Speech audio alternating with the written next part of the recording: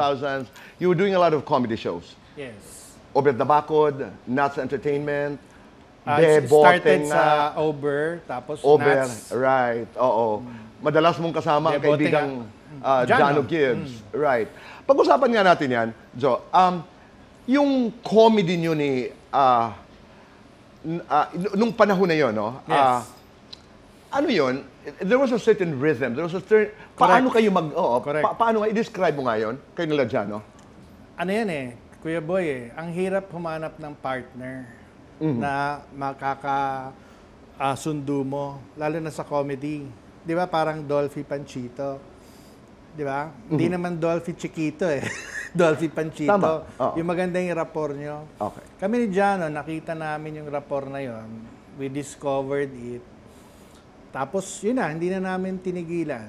Pag meron kaming project, ayaw namin na magkakahiwalay. So, nakarami kami ni Mr. Jano Gibbs. Naalala ko lang kay Gusto ni Jano, kaya naitanong ko rin yung background mo. Kasi halimbawa, ang training mo sa Abangan, iba ang takbuhan din doon sa palabas na yun, di ba? You were working with the greats, Tessa Tomas, Correct. Noel Trinidad, at lahat sila, di ba?